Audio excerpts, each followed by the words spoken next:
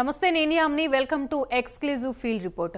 తిరుమల ప్రక్షాళనపై చంద్రబాబు కీలక సమీక్ష. ఆళ్ల నాని జనసేనలోకి వస్తారని ప్రచారం.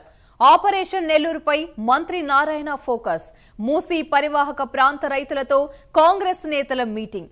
ఈ అంశాలపై తిరుపతి నుంచి హరిబాబు, ఏలూరు నుంచి శ్రీనివాస్, నెల్లూరు నుంచి నరేష్, హైదరాబాద్ నుంచి నాగేంద్ర ఫీల్డ్ రిపోర్ట్ అందిస్తారు. లైవ్ లో సిద్ధంగా ఉన్నారు. ముందుగా మనం తిరుపతికి వెళ్దాం. అయితే తిరుమల ప్రక్షాళనపై సీఎం చంద్రబాబు దృష్టి పెట్టారు. పద్మావతి అతిథి గృహంలో టీటీడీ అధికారులతో సమీక్ష నిర్వహించారు. తిరుమల పవిత్రత, నమ్మకం కాపాడేలా పనిచేయాలని అధికారులను సూచించారు. ఇక కొండపై గోవింద నామస్మరణం తప్ప మరో మాట వినిపించకూడదన్నారు. ప్రశాంతతకు ఎక్కడా కూడా భంగం కలగకూడదన్నారు. ఏ విషయంలోనూ రాజీ పడొద్దన్నారు. అటవీ ప్రాంతాన్ని 72% నుంచి 80% పెంచాలని చంద్రబాబు సూచించారు. ఇదే అంశానికి సంబంధించి మరిన్ని వివరాలు మా ప్రతినిధి తిరుపతి నుండి హరిబాబు లైవ్ ద్వారా మరిన్ని అప్డేట్స్ అందిస్తారు. హరిబాబు. Yamini, thank you Yamini. ఏదైతే తిరుమల నుంచే ప్రక్షాళన మొదలవుతుంది రాష్ట్రంలో అని చెప్పిన చంద్రబాబు నాయుడు పదవి బాధ్యతలు చేపట్టిన తర్వాత శ్రీవారి దర్శనానికి వచ్చిన నేపథ్యంలో ప్రకటించడం జరిగింది.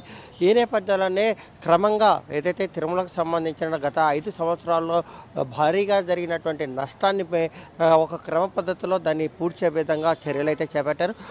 ప్రధానంగా స్వామివారికి నివేదించే ప్రసాదాలు కానీ, లేదంటే భక్తులకు వితరణ చేసే అన్నప్రసాదాలు కానీ, వీటికి సంబంధించి చాలా ఆరోపణలు వచ్చిన పరిస్థితుల్లో వీటన్నిటిని ఒక క్రమ పద్ధతిలో ఒక గాడిని పెట్టే ప్రయత్నం అయితే ప్రస్తుతం టీటీడీ చేపట్టిందని చెప్పాలి. టీటీడీ తీసుకుంటున్న అన్నప్రసాదాల వితరణ కేంద్రంలో చేపట్టినటువంటి కార్యక్రమాలన్నింటినీ సీఎం గారు పరిశీలించి ప్రత్యక్షంగా అక్కడ భక్తులతో ముచ్చటించి అన్నప్రసాదం నాణ్యత ప్రమాణాల గురించి ఆయన చర్చడం, అభిప్రాయాలు కూడా తీసుకోవడం జరిగింది. దీంతో గతంలో కంటే బాగుంది, ఆ అన్నప్రసాదాలు బాగున్నాయి, స్వామివారి దర్శనానికి వచ్చిన మాకందరికీ ఎంతో బాగా అన్నప్రసాదాలు అందజేస్తున్నారని చెప్పిన ఫీడ్బ్యాక్ రావడంతో రాజీ ఏదైతే అన్నప్రసాదాలు కానీ, స్వామివారి తయారు చేసే ప్రసాదాలకు అవసరమైన వస్తువుల కొనుగోలులో కానీ, వాటి నాణ్యతలో కానీ ఎక్కడ కానీ రాజీ పడకుండా భక్తులకి మంచి ఆహారాన్ని అందించాలి, స్వామివారికి మంచి నివేదన చేయాలి అని చెప్పని చంద్రబాబు స్పష్టంగా పేర్కొన్నారు. మరోవైపు గత 5 ఏళ్ల వైసీపీ ప్రభుత్వంలో జంబో జెట్ పాలక మండలిలో నియామకం జరగడం వల్ల బోర్డు మెంబర్ల సంఖ్య విపరీతంగా ఉండడంతో ఇష్టారాజ్యంగా సిఫారసు ఉత్తరాలు, అలాగే మంత్రులు, ఎమ్మెల్యేలకు సంబంధించిన సిఫారసు ఉత్తరాలు కూడా పెద్ద ఎత్తున వచ్చిన పరిస్థితి కనిపిస్తుంది.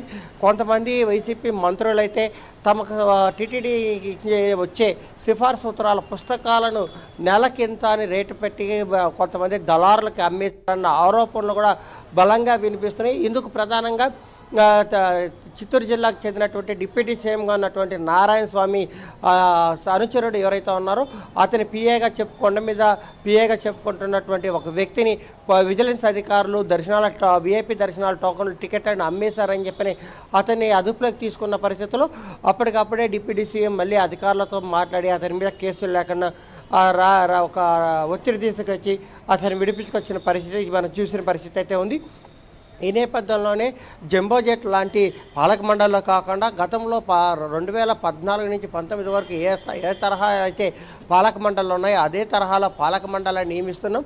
కాబట్టి విఐపీ దర్శనాలను, విఐపీ సిఫార్సులను తగ్గించాలన్న సూచన అయితే ముఖ్యమంత్రి ప్రధానంగా చేసినట్టు తెలుస్తుంది. ఎందుకంటే దీనికి సంబంధించి గతంలో కంటే ఈ గత 5 ఏళ్లలో సిఫార్సు ఉత్తరాలను అమ్ముకున్న వాళ్ళ సంఖ్య పెరగడంతో పాటు దీంతోపాటు శ్రీవాణి దర్శనం అంటూ 10,500 రూపాయల పేరుతో శ్రీవాణి దర్శనాన్ని గత ప్రభుత్వం తీసుకొచ్చిన నేపథ్యంలో ప్రతి ఒక్కరూ విఐపీ దర్శనాలే కావాలంటూ విఐపీ దర్శనాన్ని కోరుకుంటూ వెళ్తున్న పరిస్థితుల్లో వాటికి అధిక సమయాన్ని కేటాయిస్తూ దానికోసం అంటూ స్వామివారి విఐపీ ప్రతిరోజు స్వామివారికి సుప్రభాతం, అర్చన, తోమాల ఇవన్నీ అయిపోయిన తర్వాత మొదటి నివేదన తర్వాత విఐపీ దర్శనం, ఆ తర్వాత మళ్ళీ రెండో నివేదన జరిపి సామాన్య భక్తులను దర్శనానికి అనుమతించే పద్ధతి ఏదైతుందో దాన్ని పూర్తిగా నాశనం చేస్తూ, దాన్ని పూర్తిగా తుడిచిపెడుతూ కేవలం తమకు కావాల్సిన వ్యక్తులు అనుగుణంగా దర్శనం చేసుకొని వెళ్లేందుకు వీలుగానే ప్రతిరోజు ఒకే సమయంలో వీఐపీ దర్శనం అంటూ 10 నుంచి 12 గంటల మధ్యలో వీఐపీ బ్రేక్ దర్శనాన్ని తీసుకొచ్చిన పరిస్థితుల్లో